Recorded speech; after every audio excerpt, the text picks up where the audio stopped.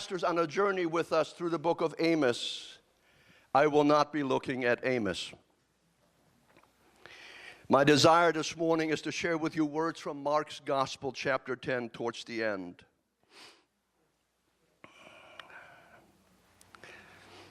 So here's the question that I would like to ask this morning. What do you need to believe in God for that you do not believe in God for right now? What is it that the Son of God can do for us this morning that we didn't think He might be able to do before we came into this service? You see, I'm learning as I get older and the journey of life that hope springs out of sometimes the darkest moments in my life. If I was to summarize the text which we will read in just a little while from Mark chapter 10 and condense that summary into one word, that word would be community. I use that word on purpose because 5 weeks ago, that's the one. Our son had the privilege of going with a number of church people, not only from Seacoast, where he's on staff, but other churches. We might call them mega churches. They went to see the headquarters of Google. And for 5 days, they met with different representatives of Google. Can I share with you, Google is more than a search engine.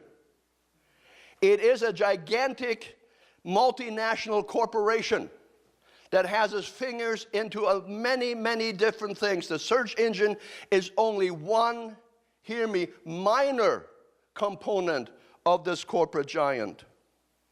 At the last day, they were introduced to the chief science officer who said this. This is now said by a man who does not embrace the gospel, who does not know the Lord, but this is what he said. He said, community brings more healing than medicine ever could. Are we a community? Yes. The church is the biggest community, the most health-providing community in the world. Because when we come together, the Bible says, share ye one another's burdens, lift ye one another's burdens. When you sit where you sit, others know where you sit. Their hand may be extended, but their prayer is going out in your direction. Community brings more healing than medicine ever could. Church must be more than a once-a-week encounter, a once-a-month, once-a-quarter trip to push aside our momentary guilt. I've embraced this statement. I borrowed it. I stole it from my son. I told him, anything I like from you, I steal. I don't even give you credit. I just rip it off, make it mine. That's what you get for being my son.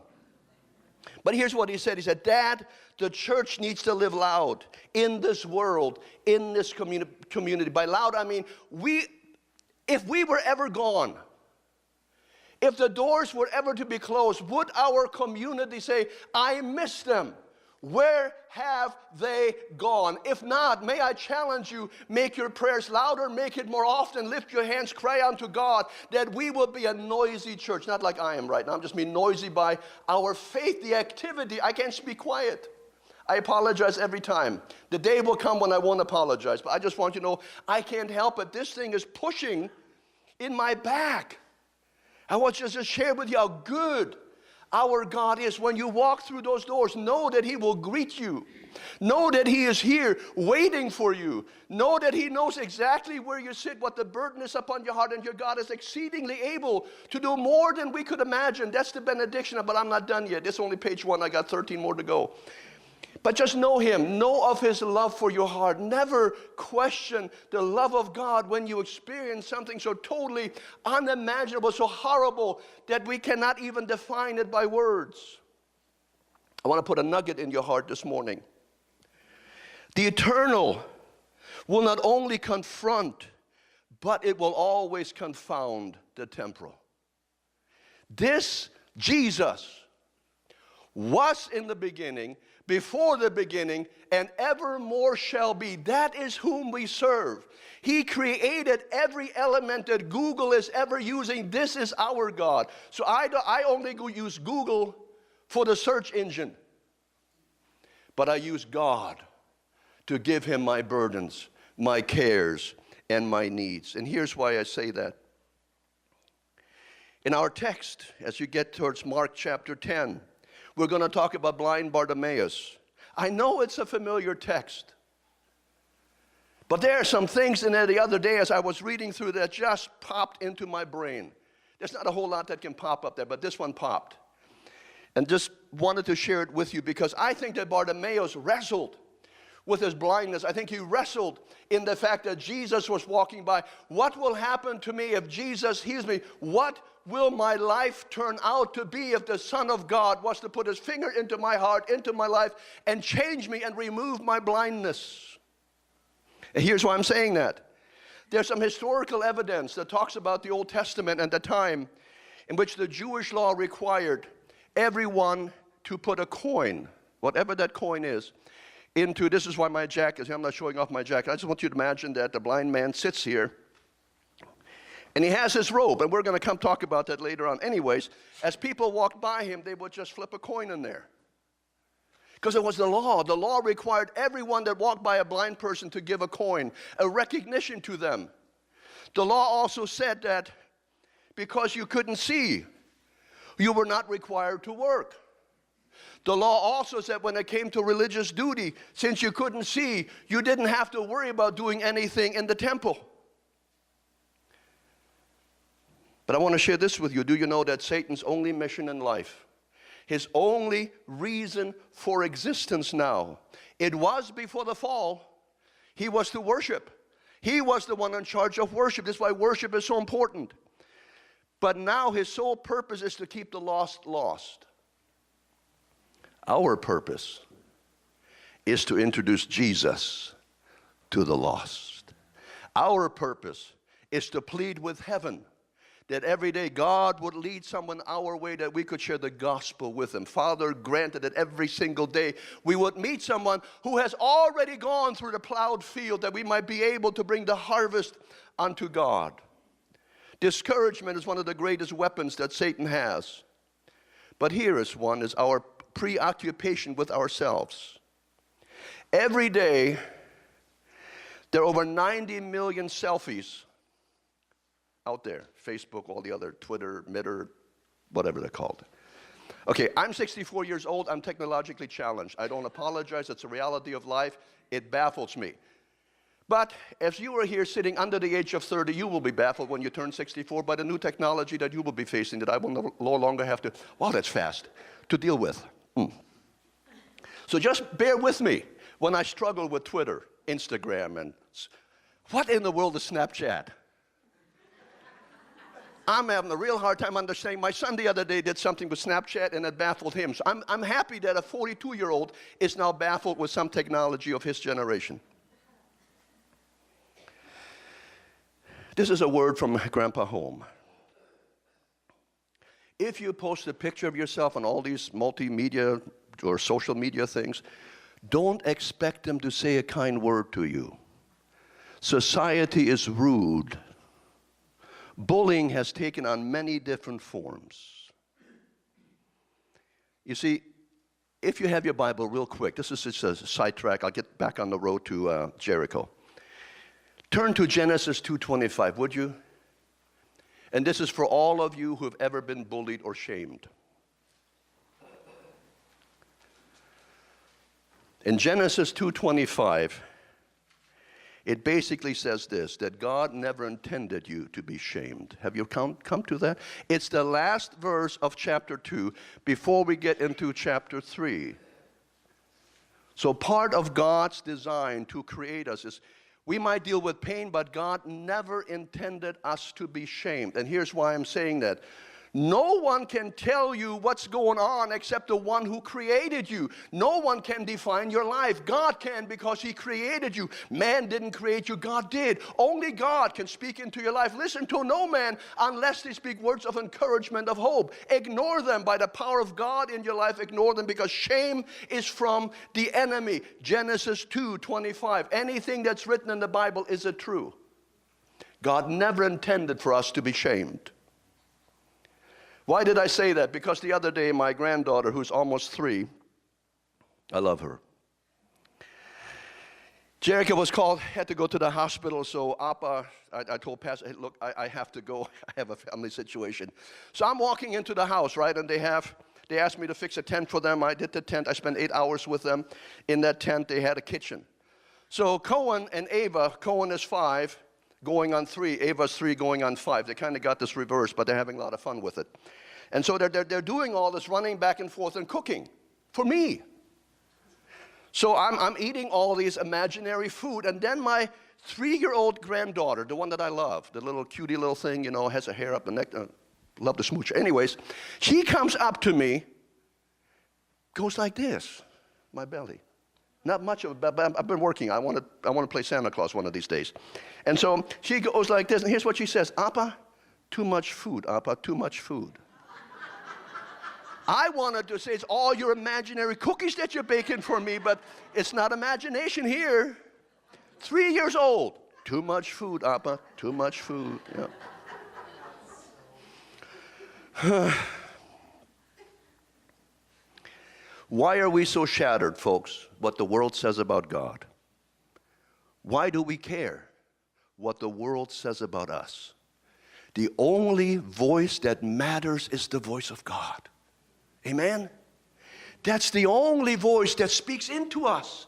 It's the only voice that brings salvation. It's the only voice that brings hope and comfort to our lives. You see, we were created by God, not by man. So here's another nugget. You cannot be defined by that which has not created you. Let no one rob you of your position with God. For by him you were spoken into existence, and all my faults that I have were given to me by God. One is to keep me humble. The other one is to challenge me to keep on going way beyond what I thought I could ever do.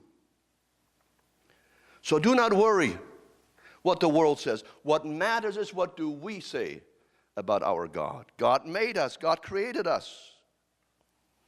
You see, words are either bullets or seeds.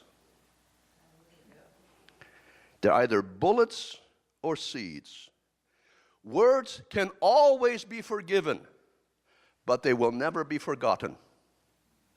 That's why bullying is such a horror. But that is why prayer is such a force. You see, when you and I connect with God, we go into his presence. I don't go through an anteroom. I don't go through anything. We go from here directly into the presence of God. That's why prayer is such a powerful force. You see, life doesn't always turn out the way that we plan. As you're getting closer to Mark 10, 46 and 52, let me share this little bit of, I thought this was funny. A woman doctor gave birth to a girl, and she began to have dreams of what this young lady might become. 3 years later, she had driven this girl to the daycare and accidentally put her stethoscope on the side of the seat where the girl was sitting. To her amazement, the young girl picked up the stethoscope and put the earbuds into her ears. It's one of those deja vu kinds of moments, and a strong impression came upon the mom and thinking, will my daughter follow me into the medical profession? When she picked up the bottom of the bell and spoke into it, welcome to McDonald's, may I have your order, please?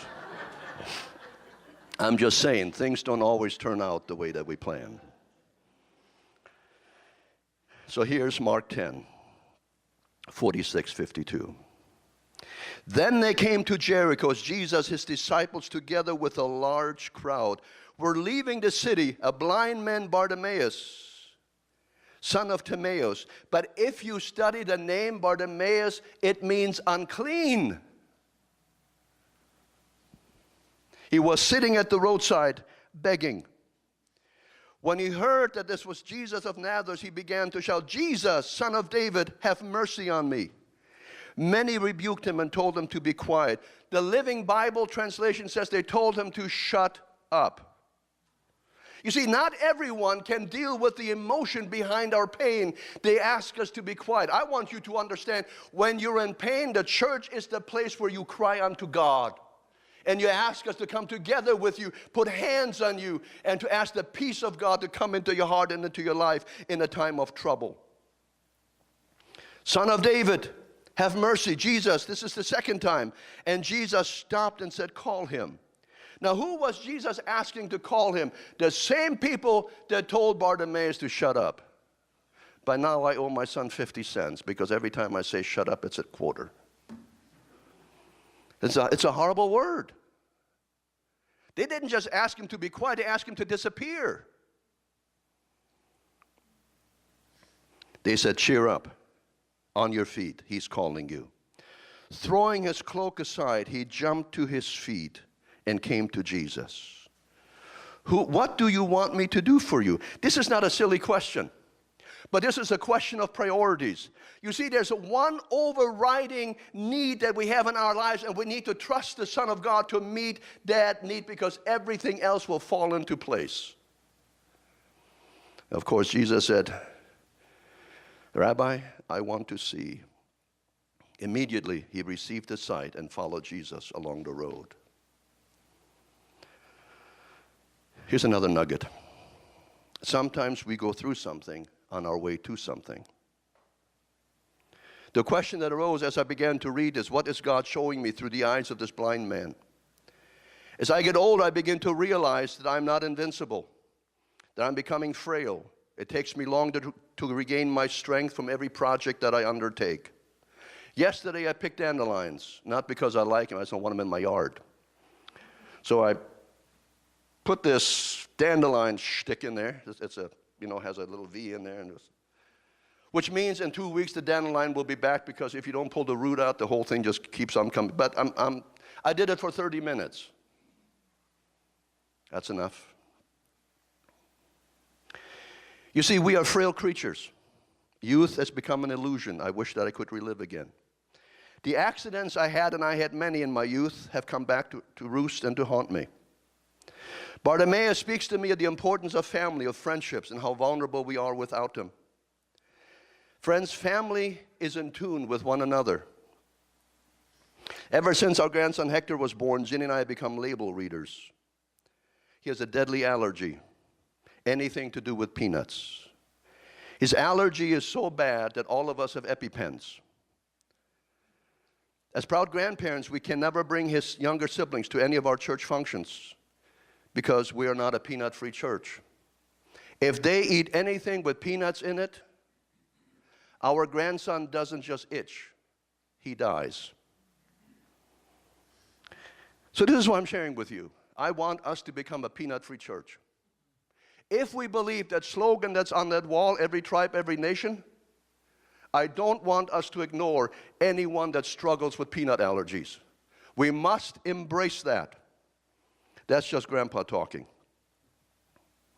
You see, that is the cry, because I would love to bring all of my grandchildren and partake of everything that we're doing and not have to ask a single time, are there peanuts in this thing? 2.5 years ago, when I took Ginny to the Will's Eye Hospital clinic, I became more sensitive to people struggling with optic concerns. Our daughter has a severe vision problem ever since she was 18 months old. I thought she was the cutest thing. Let me just demonstrate what she would do. I thought, klutz, because she would go like this and hit the door. But she wouldn't do it once. She'd do it every time. So we took her into the eye doctor and had her checked. And she isn't a klutz. She can't see. She's night blind. When the sun disappears, she can't be on the road. If she is, watch out. You're old. So when I read Blind Bartimaeus, I think about my daughter. I think about my wife. Not being able to see my grandkids, I've read thousands of books. And I've given thousands of books away, and should the Lord grant me, I will give thousands of more books away. I love to read. I read early in the morning, I read late at night, I love to read. It's a passion of mine, because I learn every book, whether secular or ordained by God, writes truth, and I love to absorb truth, and I want to learn all that there's to. I want to learn history, I want to learn geography, I want to learn all the things my God has created, because truth comes from Him. And in every book I found nuggets of truth. So not being able to read would frustrate me. And we would say, well, just buy those books that you can hear, audio books.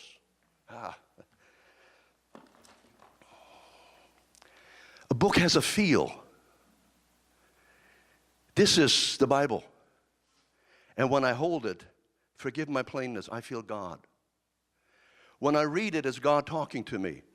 So when I read a book by a secular author, by any other author other than God, I still identify with them because this imagination that God has given them. When people lose their jobs, we say, well, just get retrained. It's not that easy when you lose your job. At age 64, when someone lays you off, it is hard to be retrained. Hopelessness, despair, anxiety, depression, anger, rage, suicide, homicide, all these are byproducts when severe things happen to us. I can't just tell you, get retrained. Here are some leading causes of blindness in the United States: cataracts. That's the clouding of your lens. 22 million people struggle with that. Glaucoma. That's damage to the eye's optic nerve, and that's leading to the causes of blindness.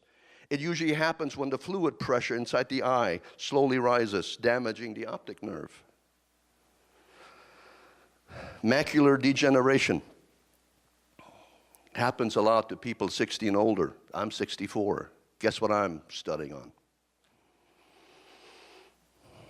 It's a disease that destroys the sharpness of the center of your eye, that thing that allows us to read and to have visual continuity and clearness of vision. Diabetic retinopathy. If I mispronounce it, please forgive me. It's one of those big words. But it's caused by diabetes. It affects the retina, the light-sensitive tissues in the back of the eye, and causes more blindness in American adults. With timely treatment, adequate control of blood sugar and blood pressure, 90% of this can be cured. You see, Bartimaeus, I don't know what caused his blindness, but he couldn't see. But Bartimaeus, by virtue of the Jewish religious laws and by virtue of his experience, he would always sit somewhere where travelers would go by. He was always the first one to hear the latest gossip or the latest rumor. So I wonder how much of his blindness became part of who he was. Had it become a part of his way of life? Did he really want to give up his blindness? You see, what would he do if he was no longer blind? But Bartimaeus, that day, made a decision. He said, I will put my blindness aside, but I will reach out into God. You see, there comes a time in everyone's life when Jesus passes by and enters the parameters of our life. And I believe that he's walking by each one of us this morning. How we respond to the visit of God is up to us, but it makes a difference. Mark tells us that Jesus was already on the road. When I read the text, when it tells me, and Jesus was on the road with his disciples and a large group, I know that something is about to happen. Are you familiar with Mark 16, verses 1 through 4? Let me read it for you. This has to do with the resurrection of Jesus. It's Mary Magdalene, Mary the mother of Jesus, and Salome. That sounds like a sandwich sausage, doesn't it, Salome? I'm sorry. I have hoagies on my mind. Here's what it says. When the Sabbath was over, Mary Magdalene, Mary the mother of James, and Salome brought spices. Can I get corny again? These are the original Spice Girls. I'm sorry, just had to sneak that in. I know, bummer deal.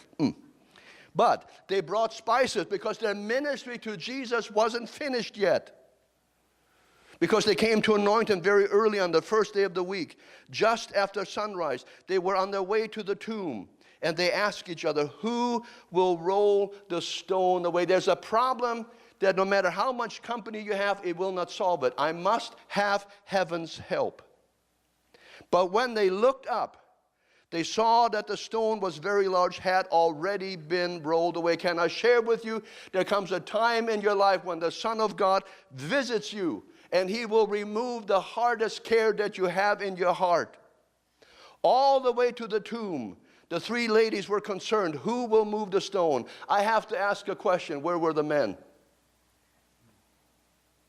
Where were the men? I can't ask the ladies to roll away the stone. Can I share with you, when we don't show up, God shows up. Back to Mark chapter 10. Now here was Jesus already on the road because he knew who he would meet. Bartimaeus didn't know, but Jesus knew. So when he learned that a famous healer, a holy man, was approaching, he began to ask himself, what is it that I want Jesus to do? Did you notice that Bartimaeus cried out twice? The first one was because he was dealing with his head. Some people want to merely be introduced to Jesus. They never want to know him intimately.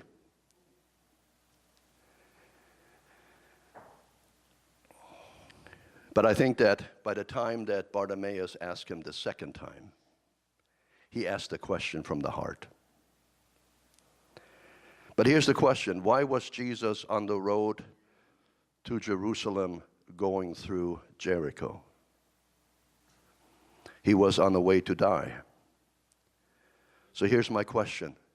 As he meets Bartimaeus on the road, was Jesus preoccupied with his own death? Because Bartimaeus had to ask him twice. Can I share with you that all the odds were against Bartimaeus? I don't know how you are today, but you may feel like that no matter what I do, nothing ever turns out for me. The first thing that Bartimaeus had against him was his name. It meant son of the unclean. The other thing was he was a beggar. He was dependent on the kindness and generosity of others. His clothing was little more than rags. He probably was homeless because, remember, his name means unclean. He may have been exposed to the weather, heat, cold, rain, clammy, and I also need to share he rarely took a bath. So he was a blind beggar named unclean, and yet heaven stopped. So here's my question. How much does God love us? The Son of God, I must needs go to Jerusalem. I'm on my way. I'm on the mission. And yet a beggar whose name means unclean caused heaven to stop. Have you ever wondered if God answers or responds to your prayer? Yes, he does. Yes, he does. So how much love does God have for us? I'm wondering if Bartimaeus was familiar with Isaiah 35, which says that the Messiah would come. And only the Messiah would heal the blind. By the time Bartimaeus is healed by the Son of God, 6 blind people had already, 5 and 1 is 6. But 6 had all, he was number 7. Is the number 7 important in biblical studies? Yes. It means God is in the place. And I believe that God is in the place this morning, and he is here. He heard him passing by, and he cried out as only he could. The first is by the head, but by the time it came to the second cry, he had already dealt with what he was struggling with, and he cried out to him. And Jesus said, stop. Bring him. Let me meet him. You see, we're not in a religion. We're in a relationship. A man asked a lifeguard, how can you tell when someone really needs help? When there are thousands of voices on the beach or in the pool, making tremendous amounts of noise. He answered, no matter how great the noise and confusion, I can always tell who is drowning. You see, God is our lifeline. He is our lifeguard. And the scripture says, and Jesus stood still. In Mark chapter 5, the woman with the issue of blood. Jesus was already on his way to meet Jairus and his daughter who was sick, who now in the meantime has passed. And Jesus takes time out because the woman with the issue of blood reaches out and touches him. And he says, who has touched me? God can always be interrupted. He is never sidetracked and forgets his mission. And when you read the end of the story, you realize that Jesus showed up in Jairus' house, and they said, no reason to be here. She is dead. He says, no, she sleeps. And they kind of mocked him. Whatever the world says doesn't matter. What God says matters. And I think we need to trust him for all and everything. So I can only imagine what Bart felt like as he was being ushered into the presence of the Son of God. You see, nothing is invincible and nothing is impossible for the Son of God. But here's the part. This is what excites me.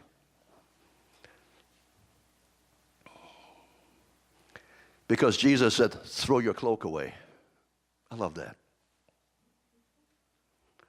You see, the cloak was his identity. Everything that he had was wrapped up in the cloak. All the money he would ever make is wrapped up in the cloak, and the cloak probably was in hock, which meant that he took a loan out against it. The only thing that wasn't tethered and torn and stank was the robe. And so when Jesus said, get rid of it, Jesus asked him to put your old life behind you and look forward to a new life and a new experience, a new act of faith. You see, the cloak defines us also. Some of us are molded by what other people think. Some of us are molded by what other people have told us. I mean, my mother was hard on me, but she never said, you won't amount to anything. She never compared me to my brother or any other relative in my family. And others are compared. Why can't you just be like your older sister or your younger brother or whatever? Doesn't matter. I am me. You part of what is that I am is what God has made. And so only God can define me. Only God can direct me. So sometimes, friends, in order to go further with God, we need to throw the old life away and say, Lord, you made me. I'll walk away from my past. The cloak defines us. Isaiah 64:6 says this, and all who have become like one is unclean, and all our righteousness like filthy rags. Isaiah 1:18, though our sins are like scarlet, they shall be white as snow. Can I share with you? God speaks life into us. So what is it? That's the question that you want the Son of God to do. And Jesus asked the same question of Bartimaeus. And he simply said, Rabbi, teacher, I want to see. He was very clear in what he wanted. Sometimes my prayers are all over the place. I started praying for my wife, and then I'm in Russia somewheres, and then I'm going across into the desert because my mind just wanders. I have a real hard time focusing. And so maybe your prayers are like mine. You're wandering. But God still understands, and God still touches us. And Bartimaeus was just like this. He simply said, Lord, I want to see. Let me bring this to a conclusion. There's a story of a little boy who wandered away from home. His dog had run away and he was chasing the dog. And soon he began to realize he was no longer in the familiar territory. His eyes welled up with tears, his little heart filled with fright. Directly his emotions were no longer controllable, and he stood at a corner sobbing uncontrollably. Soon a police officer noticed that the young boy was crying, approached the little fellow and said, what is the matter, son? Through the tears and sobbing, the little boy said, I am lost. I had followed my dog, and I lost my way from home. The police officer knelt next to him and said, son, do not worry. I will help you find your way home. The little boy took a step backwards because he didn't know the police officer. He said, fear not, I will not harm you. My job is to see that you get home safely. Please let me help. After a second or two, the young fellow took the officer's hand, and the officer said, son, where do you live? What is your address? He said, I don't remember the name of my street. Okay, said the police officer, what's your telephone number? That I might call your parents. I don't remember my telephone. Well, can you give me a landmark of some kind? And the boy's eyes lit up. Not too far from my house is a church with a high steeple and a cross on it. Do you know where that steeple might be? Yes, the officer said. Could you take me to that place? We live in sad times, but I do believe that the church still has the answer. Any landmark with a steeple on it is a good place to end up. There's a song that I like for us. It's a very familiar song. They've made a movie of it. I can only imagine, but listen to the words. And I want to encourage you we have become afraid of the altar.